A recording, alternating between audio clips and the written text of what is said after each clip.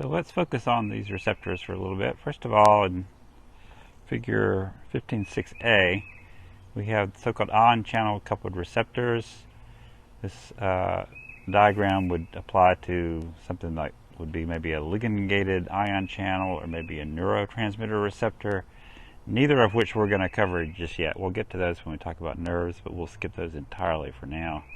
And let's focus on the other two types of receptors in this diagram, because we will cover those in detail in the next sections. So the first is the G protein coupled receptors. We'll talk about those for quite a while, and the reason we're going to do that is because they're involved in a whole lot of signal transduction processes, and the mechanism involves an indirect activation of something that in this diagram is referred to as the inactive enzyme. And another way of saying that is that thing in brown is the effector in this pathway.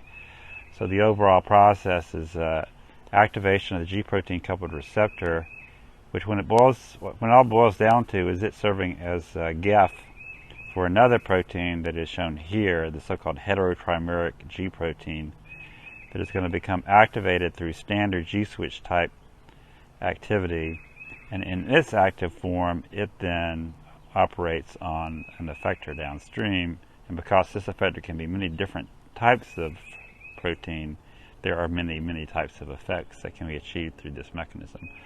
But the first thing that happens ultimately is the activation of this thing that they're calling an activated enzyme.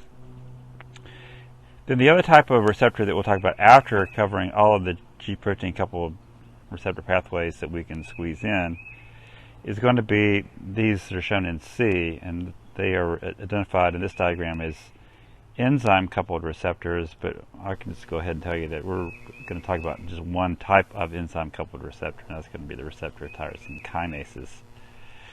So that if we restrict ourselves to that family, then we can mostly say that this thing right here is going to be growth factor, and that the association between that ligand and the receptor triggers dimerization or oligomerization of the receptor such that it can autocatalytically activate itself, and that activation is going to be the phosphorylation of tyrosine residues at this domain here. So that's what's accomplished as a result of ligand binding, and that may not seem like much, but the phosphotyrosines on this domain are the things that I talk about are serving as beacons. So what's going to happen next is the recruitment of many different types of proteins to those phosphorylated tyrosines, and that triggers a signal transduction cascade in the cytoplasm that leads to activation of protein kinases, typically of the sort that I kind of mentioned earlier. But for now, we're going to focus only on the G protein coupled receptor and come back to these after we're done with this. So to do that, we're going to zoom in on this particular region. And I've talked about the iconic 7 transmembrane helix structure before, but let's get right down to it now. So here is a set of diagrams, one from your text that has the icon again. The extracellular space features the N-terminus. There is a fairly extensive cytoplasmic loop here and then at the cytoplasmic tail, but a lot of it is buried in the membrane, and the ligand is going to bind right here, and that's shown in this ribbon diagram. This protein has been crystallized, several different versions of it, so it looks kind of like this. This diagram is from Wikipedia, and I'll come back to many of these things, but my point in showing it now is twofold. One is it's a pretty complicated piece of machinery. I tried to make it simple by calling it just a very glorified GEF, guanine nucleotide exchange factor, but in fact it is capable of responding to a lot of different signals. The ligand binds here, the activation of the heterotrimeric G protein is going to go on down here, and here is going to be some regulatory phenomena that's going to come into play eventually. I'll go ahead and give away the fact that these are desensitization domains, but we'll come back to that later. And notice in terms of the key here that there are components of lipid rafts in this diagram as well. So much of this I'll explain in the course of the rest of the video, but for now the other point I wanted to make about this is that the Wikipedia page of G protein coupled receptors is really good, so check that out. But let's move on now to the specifics of the G protein coupled receptor pathways. So this diagram I put here partly to be kind of facetious. I want you to see this and go, ugh, that is a mess. So it is, but we're going to figure all of this stuff out. This is a diagram from QIAGEN, which you might have seen in the news lately because it sells a lot of coronavirus kits, detection kits. But it's a pharmaceutical company, in essence, or it's a supply house of pharmaceutical companies. And I like to joke that if you work in the pharmaceutical industry, then you're going to be working on a G protein coupled receptor, so that if you come across anybody that says, oh yeah, I work in pharmacology for a biotech company, then the first thing you do is ask them, oh, which G protein coupled receptor do you work on? And they'll be astounded that you knew that already, but chances are that's what they're doing. So there's that. There's one other point I want to make, sort of a trivial point, but it relates to something that we talked about a long time ago, and then we'll eventually come back to this in details later on. But for now, notice this reaction right here. So this is the proteolytic, proteasomal degradation of a protein called the inhibitor of kappa B. It turns out that that is the reaction that is inhibited by Velcade. If you remember that from way back when, one of the few drugs that has been successfully used to target the proteasome as an anti-cancer approach, one of the more successful anti-cancer drugs. That's the reaction that it blocks. That's the only thing that it does. But in the course of doing that, it leads to the buildup of the inhibitor of kappa B, which does what it says it's going to do. It inhibits NF-kappa B. NF-kappa B is kind of like the same thing as survival in your head. So basically what this is doing is contributing to the programmed cell death of the cancer cells that have been treated with Velcade, and that's how that works. So this diagram down here is just to add to the complexity of this one. We'll come back to that in a while. But let's get into the business of the G protein coupled receptor pathway. So this is the first steps in the process that leads to a branch point that makes things much more complicated. But this is what you can say about essentially all of the G protein coupled receptors. And that is that, as with any signal transduction process, it's best to start in the off state, in the absence of the signal molecule, and then take it from there. So in that state, you have the inactive receptor and the inactive protein that the receptor is going to interact with ultimately once it becomes activated. That is the so-called heterotrimeric G protein. And it's called that because it has three different subunits. So it's a heterotrimer. Large alpha subunit and smaller beta and gamma subunits.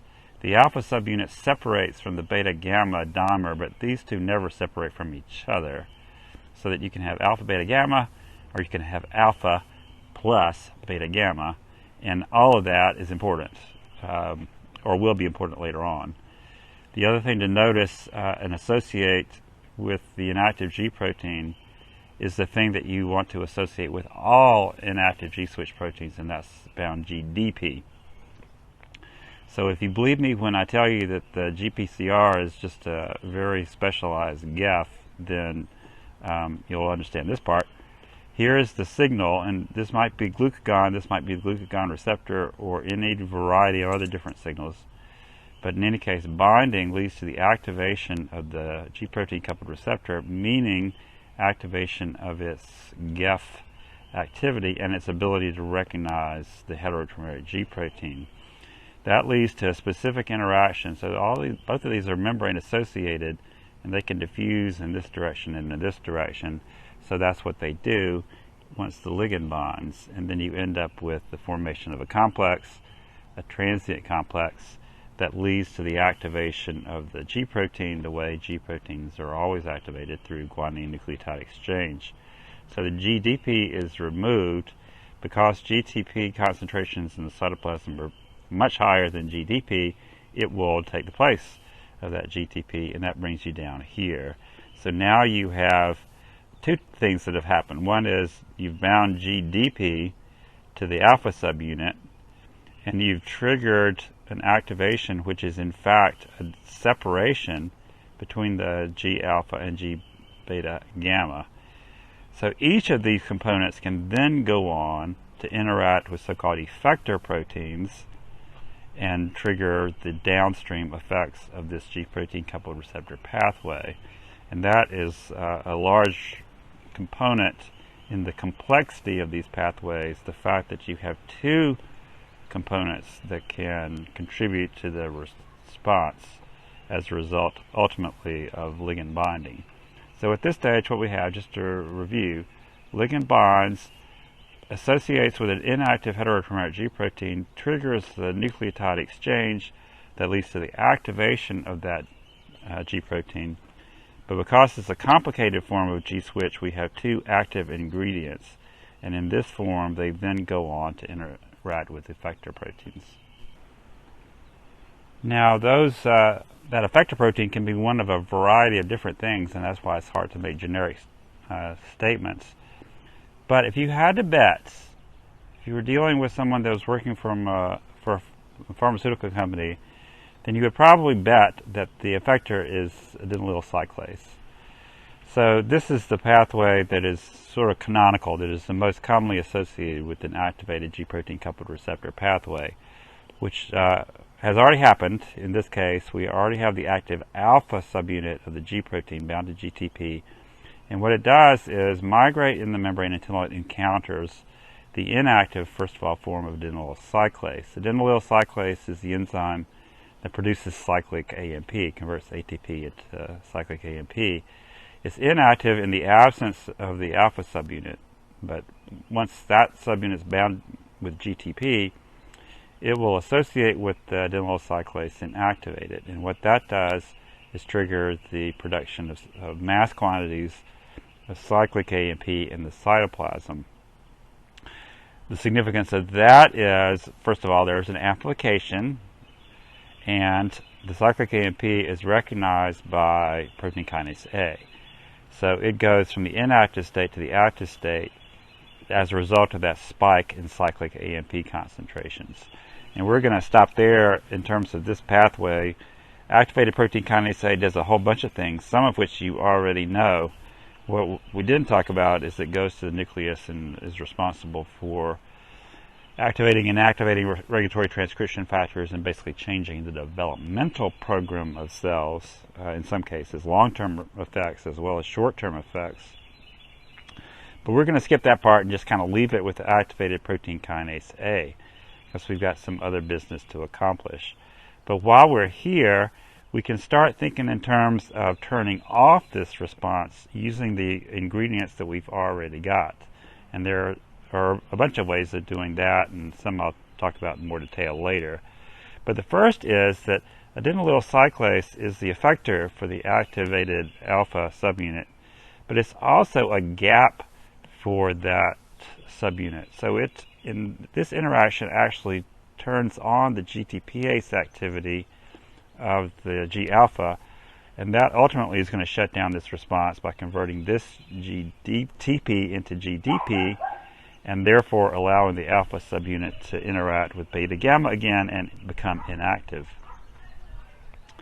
Another way to turn this response off is to get rid of the cyclic AMP, and that reaction is catalyzed by a very big family of proteins that collectively are referred to as PDE phosphodiesterase.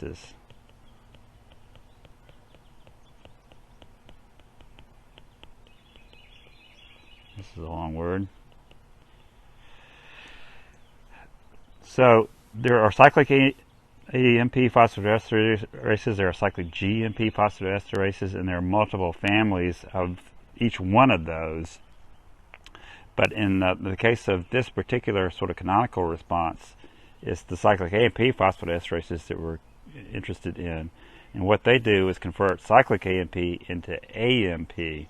AMP is not going to be it's not going to stimulate protein kinase A, So that essentially limits the response at this step, and you go back to the inactive form of protein kinase A. There are all kinds of feedback inhibition mechanisms built into this process due to the fact that you have activated a protein kinase that has a whole bunch of substrates, so it can phosphorylate and control the activity of many things, as we've kind of already seen. But among the things that it can do once it's become activated is phosphorylate and activate phosphodiesterases, which then shut down the response.